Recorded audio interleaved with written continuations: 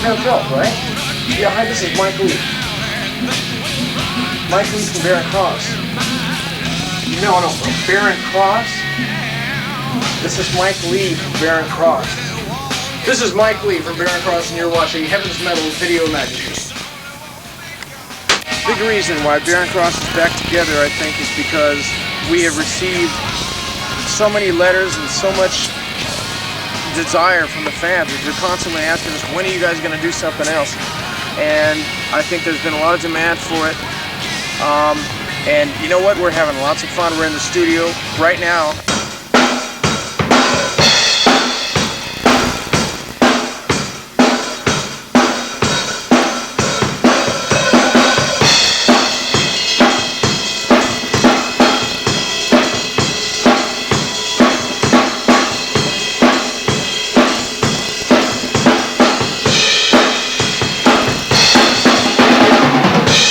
Drums are going, mashed potato.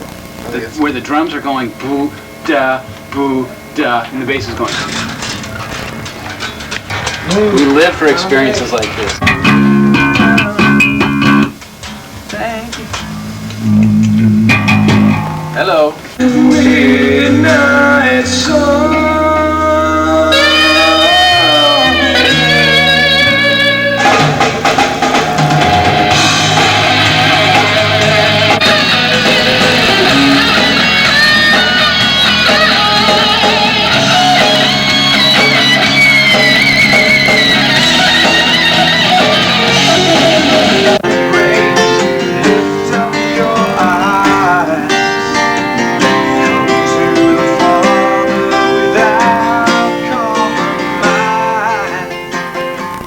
I was when I first joined the band.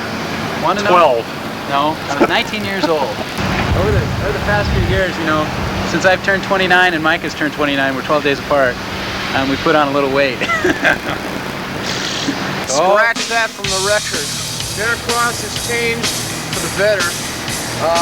We're back with a bigger and better Barren Cross than we've ever been. I think the fans... Bigger bass sound.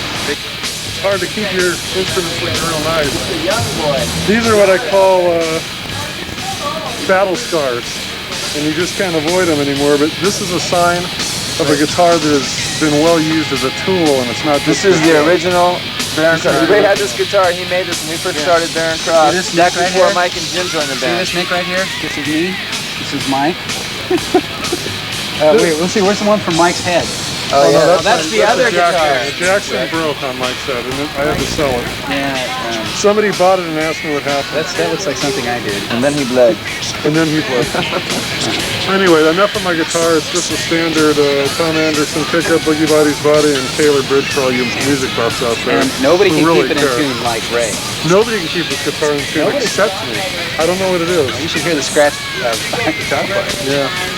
But anyway, enough about my guitar. That means I used to tour. This guitar stays I've in tune, man. I've long since retired, unfortunately. You know, At the young age of 20. at the young age of 26, I retired, and now I just live up in Bel Air and don't do too much. You know, except live off a royalty. See our imaginary music video. It was filmed in New York in an old Jewish synagogue, believe it or not. And we spent about 12 hours there, and it was quite an experience. We had a great time, and you know, it took them a few hours to edit it down, but you know, the whole song is just dealing with the aspect of music and, you know, the responsibility that we have to our audience to make sure that we share a positive message with them. And you know, you wouldn't believe how much power a musician has over its audience. You know, I mean, you could look at a wall and say, you know that wall is green, and tell somebody that it's red. You know, and if you have that much influence over them, they're going to say, yeah, it is red. So it's important for us to have, you know, a responsibility, and to keep that in mind, that responsibility needs to be taken seriously.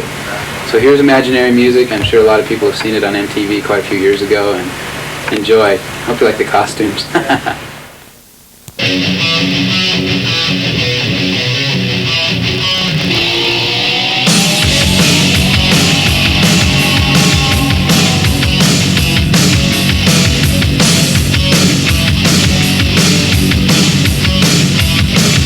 Imagine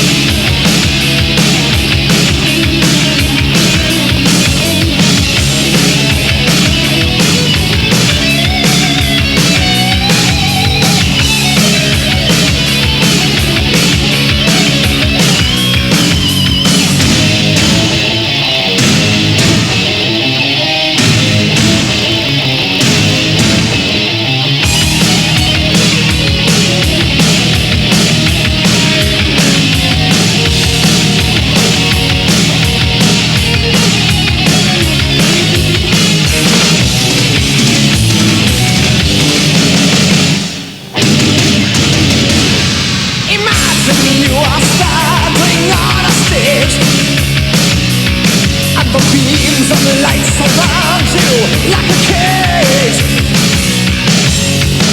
Trapped inside a dream from down below. You think you got it all, what do you got?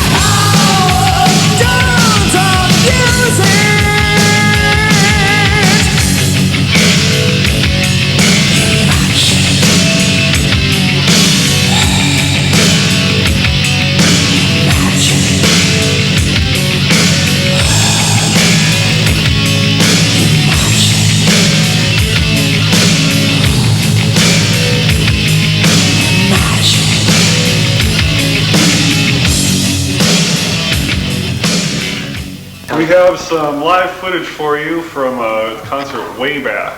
Well, not too way back, I don't feel that old, but it's back before some of your times. From Pottstown, Pennsylvania. Good show. Great time there. Dorn, if you ever see this, it's good to see you again. Maybe we'll hook up again. Check it out, guys. You're gonna like it.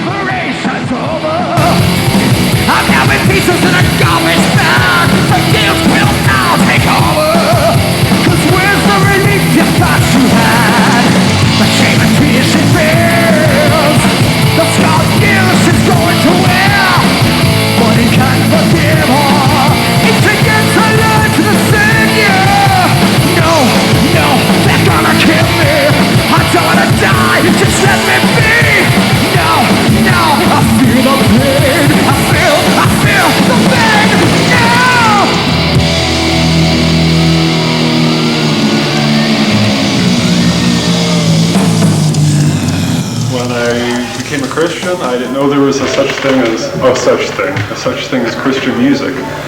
And first Christian friend of mine said there is Christian music and wanted to start that type of band. And I was a junior in high school at the time, and I placed the first ad I've ever seen in a paper called The Recycler, and it said, Christian heavy metal guitar player seeking musicians. And there was no ads, and when there's no ads, there was no phone calls. I got no phone calls. I ran that ad probably for, oh God, I ran it for a long time.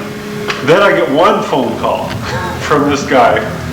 He wasn't into heavy metal, but he wanted to get together with me for some reason. So we got together, and he brought Steve over, or we actually went over to Steve's house. And we ousted him, and Steve and I hooked up, and we were 17 or 18 years old at the time, and we had this idea of what we wanted to do. And it didn't come together for a little while, so we kind of went our separate ways for about a year, and then he answered an ad for Mike Lee, looking for a drummer. And he calls me one day and says, Ray, check this out. And all of a sudden I hear Mike Lee singing on the other end of my telephone. And I'm going, what's going on here? Steve's one of the crazy little ideas. So that's how we found Mike. And we had another bass player for a little while. And he just disappeared, just like poof. One day he didn't show up for practice, and then in comes Jim LaVerde. And that's when we started, and 2 months later we did a show. And it kind of happened pretty quick. It was, I think when there is a commitment to spreading the gospel, there is some intervention from the Lord. The encouragement I would give to bands is to always keep your original focus. If you can keep it in your original goal, to keep the original focus, that's what it takes to have the overall rounded success. We got a new album coming out, reunion album. By the time it hits the shelves, it should be 5 years from the last studio album. We're together again, and it's great. We're back with a vengeance, and I think everybody's going to be very happy with it. Vengeance. Very nice. Very nice. Oh man. My hair is back home in a bag after an hour and 45 minutes sitting in that barber seat, whatever you call it. I believe it was 32 pounds when they weighed it after it was cut. 32 pounds of hair. And that was dry. This is Mike Lee from Barren Cross. You're watching Heaven's Metal Video Magazine, and this is called Cryin Over You.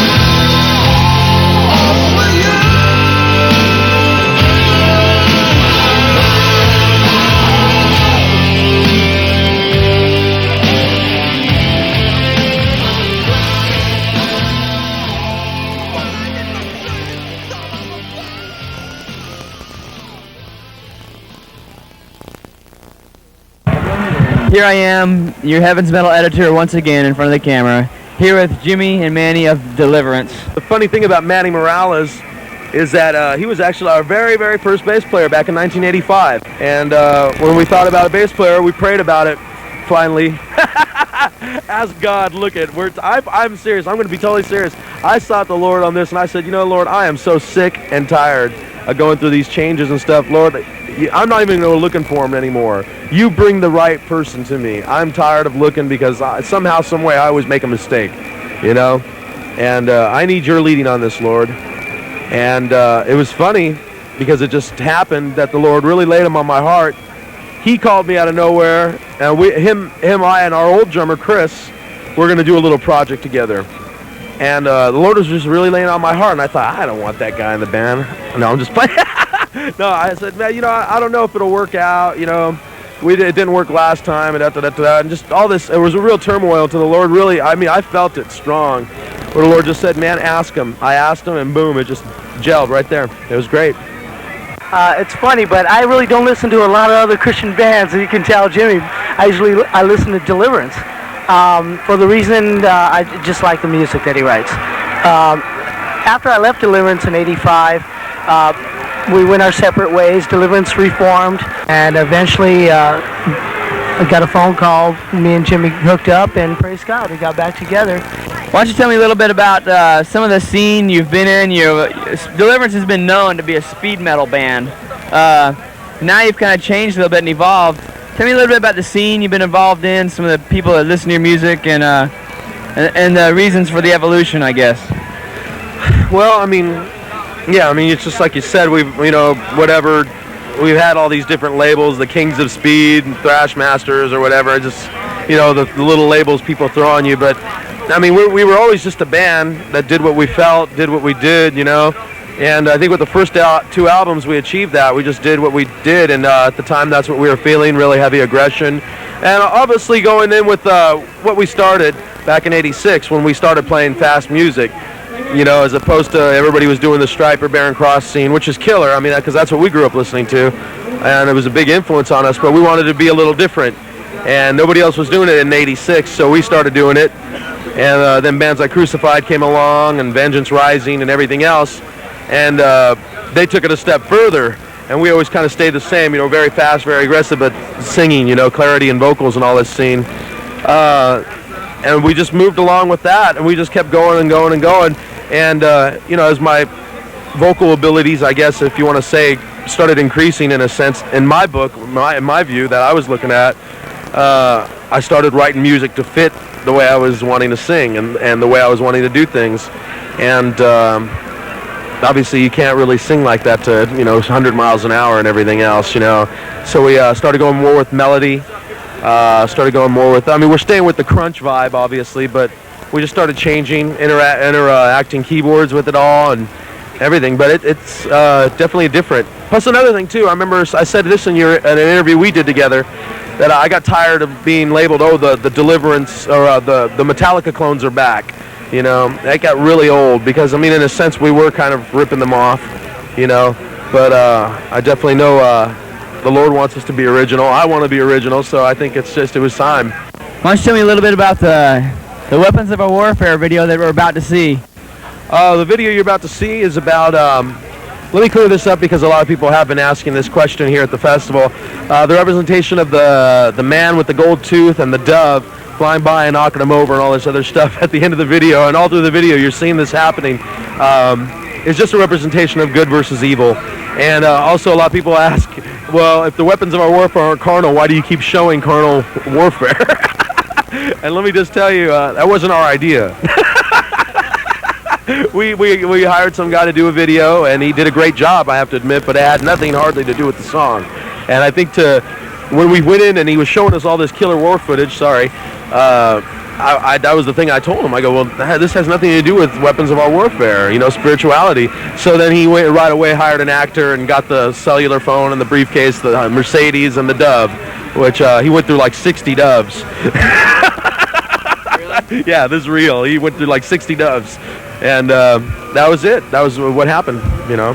So, it's a great video. I mean, it's proud to say this is the very first Christian speed metal video to ever hit MTV. There's a point in this video where you kick this crate up in the air. Is that like a manifestation of you kicking Satan's head or something? And were you trying to aim that crate towards anybody? Actually, you know what? I don't know what went through my head. I just went to kick it. I think, you know what it was is, a lot of people don't know this. They think you just set up and play through the song once, but we played through the song at least 40 times. And they were shooting at all different angles. They had one stinking camera. And they were shooting us in different positions all over the place. I think that was like one of the 30, between 30 and 40. I was just sick of being there. I mean, I'm serious. And I just went over there and kicked the stinking box, you know.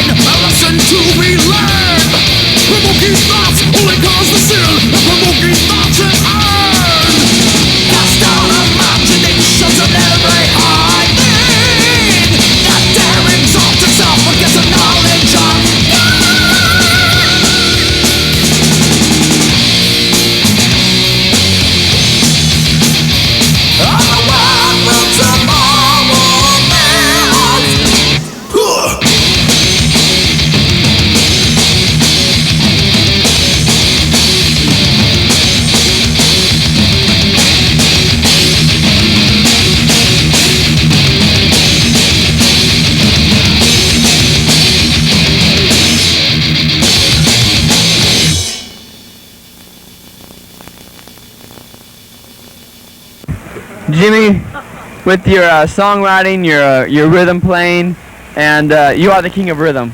Thank you. Rhythm playing, songwriting, and your voice. You've got quite a following, a lot of fans to your music. What do you want to say to them? Man, you know, it sounds so cliche. It sounds so ridiculous, but man, the honest truth is, man, I appreciate everybody out there who's stuck with the camp for this long, since 1986 when we came out with our first demo. I met fans today. I ordered your demo in '86, man. I love it and stuff, you know. And I think about that. It's like, you know what? These kids deserve $1 million each in my book, and if I had it, I'd give it to them, because it's just wonderful to see how many people really stick by you, especially the hardcore fans. And no matter what you put out, they just embrace it and they love it. And the people that are actually ministered to by the message and what we have to say, they take it seriously. And I'm glad, because it's really serious. What's coming out of my heart comes out of our hearts, comes out of what we do. And with all my heart and intent, thank you. Thank you for supporting us. Thank you for buying our records, buying our merchandise, and just being a part of the family, being a part of the camp. If you don't know Christ, accept him in your heart. Hello, I'm bringing you Heaven's Metal video viewers, Precious Death. Let me get in this. Hello, baby. And you are? Andy Kohler. And you are? Chris Neiswanger. And you? Roger Sampson. And you? Fred Flintstone. Okay, there you have it. That's Precious Death. And that's it. Goodbye.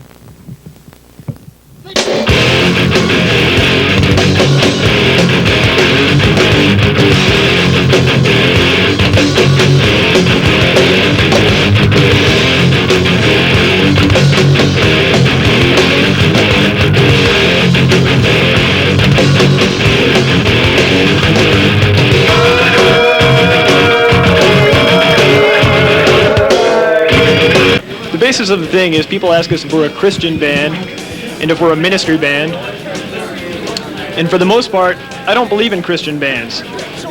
I don't believe in ministry bands. Now, a lot of people are going to disagree about that and go, what are you talking about, blasphemy, or a bunch of heretical pagan pigs or whatever. But what I basically believe is if Christ is not the center of your life 24/7, 24 hours a day, 7 days a week, and if Christ is not preeminent in your life at all times, you're bogus anyway. So I really feel like, for the most part, the whole Christian musician concept isn't even biblical. We're Christians, period. If we happen to be a musician too, or a chef, or a guy that carries the tray, or a Twinkie, then, that's really irrelevant. Christ is preeminent, period. And ministry has to be your whole life. We can't have one little ministry. If this band was my only ministry, I'd be totally in sin, man. My life has to be my ministry. I have to show people Christ, period. Okay, Precious Death, why don't you break down your sound a little bit, describe it for those of the uninitiated. Like Captain Crunch meets Fruit Loops, a little bit of cornflakes thrown in and a good measure of granola. Sugar Pop. And only the blue diamonds from Lucky Charms, nothing else, just blue diamonds. I saw you guys smash a TV on stage today. Do you hate television? I don't hate television per se, because television in and of itself is not evil, but it's what the media portrays on television that is bogus. I have cable TV because I didn't like regular TV, and I watch ESPN, and I watch CNN because on CNN you at least get a less of a slant of the media, of the liberal media, and less of their viewpoint being shoved down your throat. If you watch regular network TV, you just don't get the real picture. So we hate that about TV, but I don't mind a good oil game once in a while.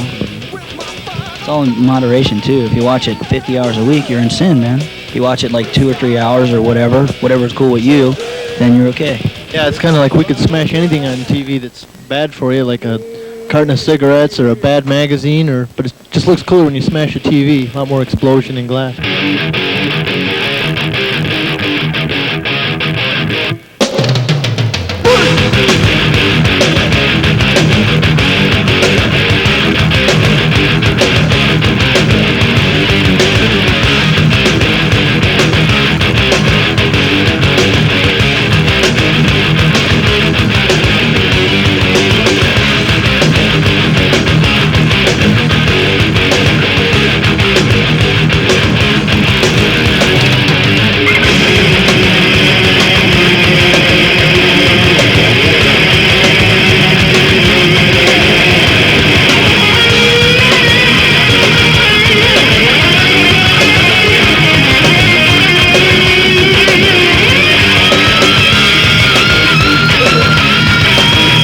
What are your goals as a band, Raj? To make money. That's good. Thanks for your honesty. Everyone's like, oh! Let me finish this. The Westminster Confession was written by the Reformers in the 17th century, I believe. And they said that the chief aim of man is to know God and to enjoy Him forever. So the chief goal of our lives is to know God and to enjoy Him forever. And what we want to do with this band is make a living at it because we think it's okay with God for us to make a living at playing music. I think anything you do that you don't glorify God doing is sin, even if what you do for a living is digging ditches. If you're glorifying God in it, God respects that, you know? As far as our goals are multifaceted. That means a lot. It's a big word, but that's what it means. Our goal is we want to make a living. God doesn't have a problem with that. God says, go and work, you know? It's actually a curse, but that goes back to Genesis. Basically, all the secular bands have the same thing to sing about, and it's not much. Gee, let's have sex, let's drink, let's hate everybody, you know? Cultural change has been initiated, though, through the way the bands work. Music is a powerful medium. We can initiate social change through our music. There's not a problem with it. People will listen to whatever's good. If we suck, it's not going to matter because they're not going to listen to what we have to say. So not only do we want to make a living doing it, we want to initiate social change, we want to spread the gospel, we want to show people that Christians aren't a bunch of hypocrites that all listen to Melody Mountain.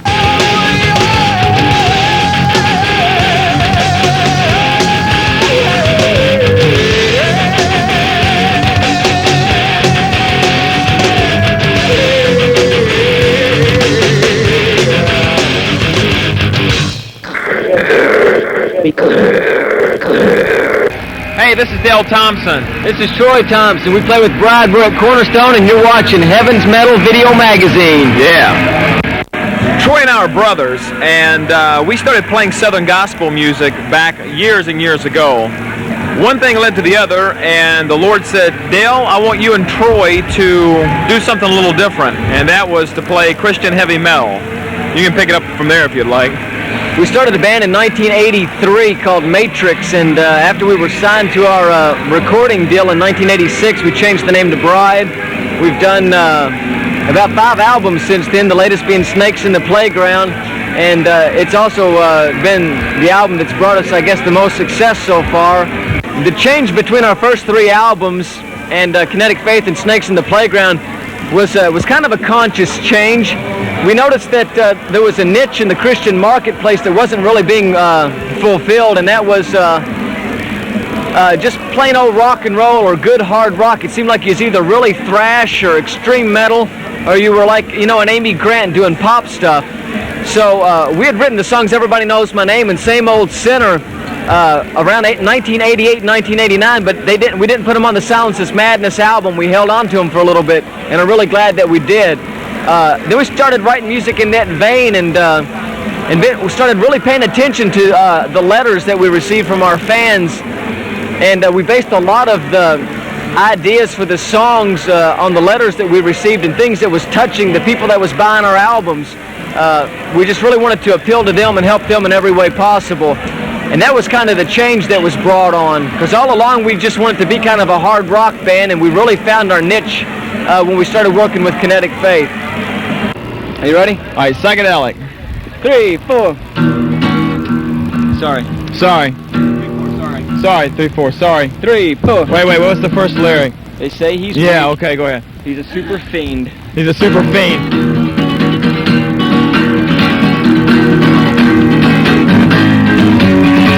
Say he's weak, he's a super freak. Don't believe that he came. Say God is dead, you lost your head, you got him swinging from a chain. You could be saved, but you're digging your own grave. I'm begging you to come back. To come back. King of kings, the angels sing. I think the sky has cried. That's the way you see him, that's the way you see him, that's the way. Psychedelic super Jesus, that's the way you see him, that's the way you see him, that's the way. Psychedelic super Jesus, that's the the way. You see him, that's the way. You see him, that's the way. Psychedelic super Jesus, that's the way. You see him, that's the way. You see him, that's the way.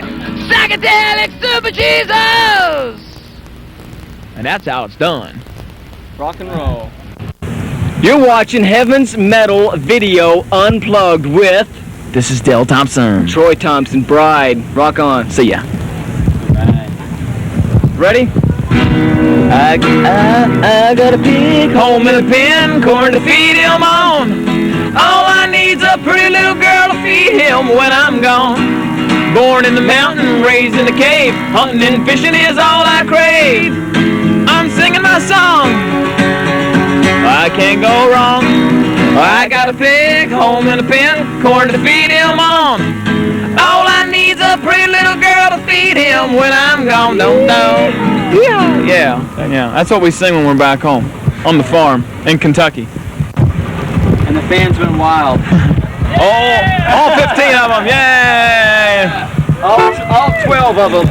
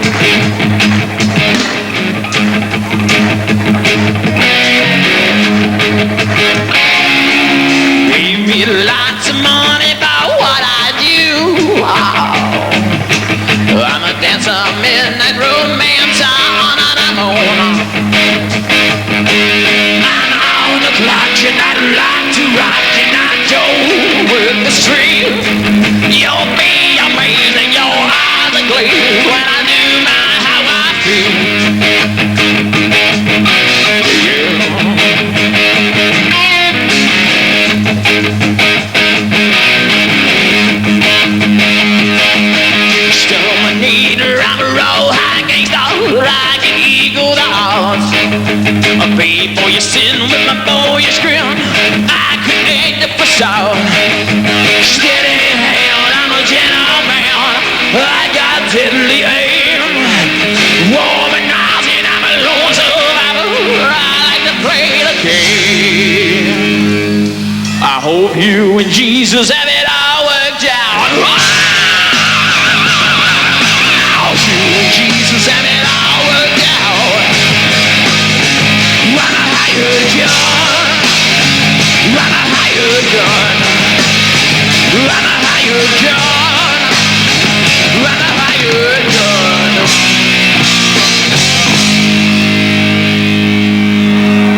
There's no heaven here on earth. Love must rule us all. Black days are coming. Ever prideful man will fall.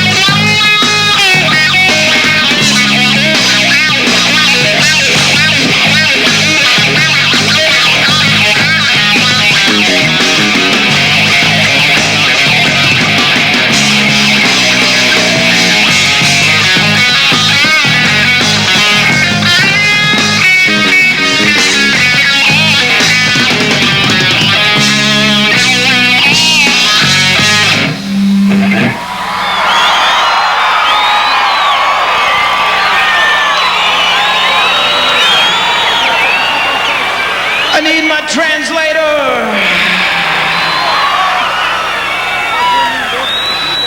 This is the fly.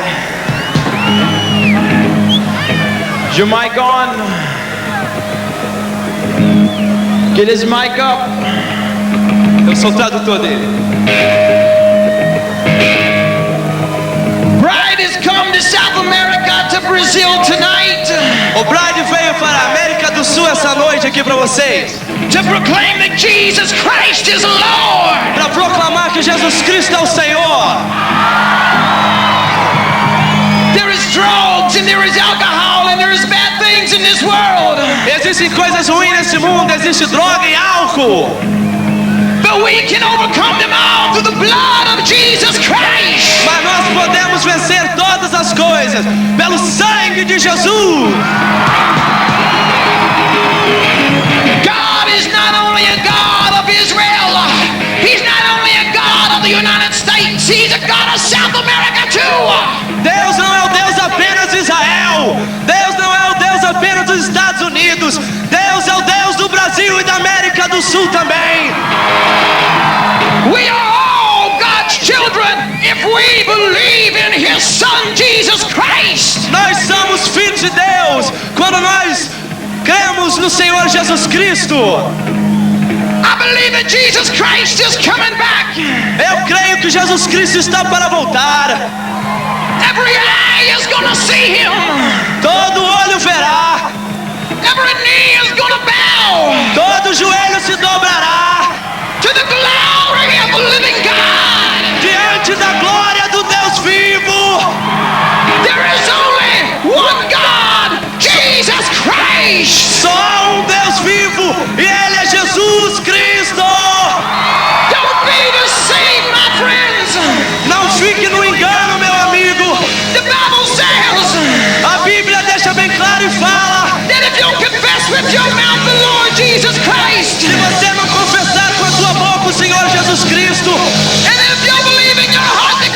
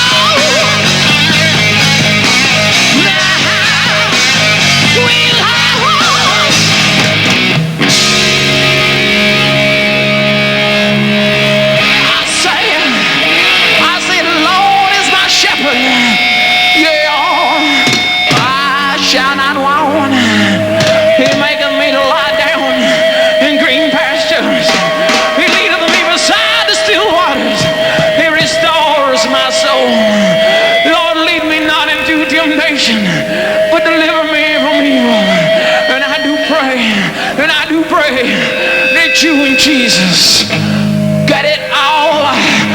Got it all. Got it all. I hope you and Jesus have it all.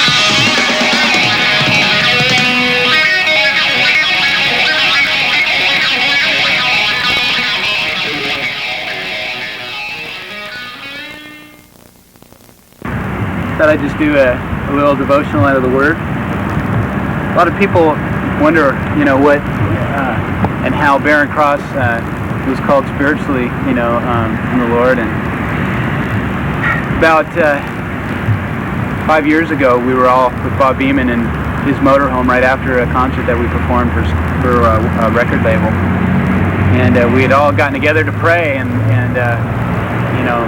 all of a sudden Bob spoke out, and he spoke Psalm 40 to us, and he said it word for word, and from memory or something, I don't know, but he really felt like the Lord gave it to him, and I'm going to go ahead and read it. And this has been my inspiration for the band, because this is really, I really feel like the Lord gave to us. It said, I waited patiently for the Lord. He turned to me and he heard my cry. He lifted me out of the slimy pit and out of the mud and mire. He set my feet upon a rock and gave me a firm place to stand. He put a new song in my mouth, a hymn of praise to our God. Many will see and hear and fear and put their trust in the Lord. Bless the man who makes the Lord his trust, who does not look to the proud, but to those who turn aside to false gods. Many, O Lord my God, are the wonders you have done, and the things that you have planned for us no one can recount to you. Where if I were to speak and tell of them, there'd be too many to declare. And the psalm goes on and on and on, talking about the goodness of the Lord and all the good things that he's done for us. He lifted us out of a slimy pit, meaning that he brought us unto salvation. He saved us. He sent his only Son that we might have atonement for our sins. He put a new song in our mouth, those songs that have encouraged you, maybe that Barren Cross has done. We've always tried to write our songs to encourage you, to tell you about the Lord, to tell you about the goodness that he's done in our lives. Many will see and fear, and I believe that was very prophetic because of the fact that we actually got to go out and tour for 3 or 4 years and go overseas and do all that. And there was a lot of people that became Christians because of it. People to this day are still encouraged by some of the songs and in memory of some of the concerts that we were able to do. And but anyways, and then it goes on to say that, many, O Lord my God, are the wonders that you have done. And if we were to recount them all to you, that they'd be so numerous we couldn't do it. And the blessings that God has bestowed upon Barren Cross and the things that we have done are so numerous we can't even tell you about them all. But I know one thing is that he's been totally faithful. We've been through a lot of stuff in the last few years, and a lot of personal problems, to be honest with you guys, a lot of, fleshly things. And you know what? The Lord God has been so faithful because he brought us all back together. I have a love for Mike and Steve and Ray now that I've never had before. And, I really believe that they're men of God and they really love the Lord and they want to serve him with all their might. So that in a nutshell, kind of we're going to wrap up our spiritual time. Actually, this all has been a pretty spiritual time, kind of a goofy time at the same. But, God bless you guys, and, go with God, and I pray that you keep your eyes totally fixed on him because he's the author and perfecter of our faith. That's what Hebrews 10 says. I think it's Hebrews 10. It's in Hebrews someplace. So, but keep your eyes fixed on the Lord Jesus, and he'll keep you forever. Amen.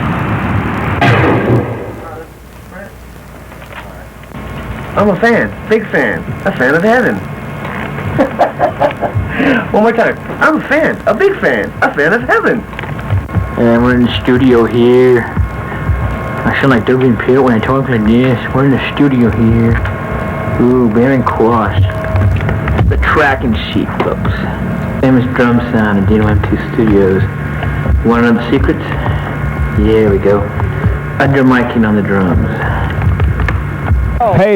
Hey, hello. How important is passion and emotion in music? How much do you need for it? Well, it's been real fun, Doug, and to all you people, it's really been fun, and to you, and to you, and to you. Regret, I've had a few, but then again, too few to mention. I did what I had to do. I can't remember the rest of these words. Okay, thank you.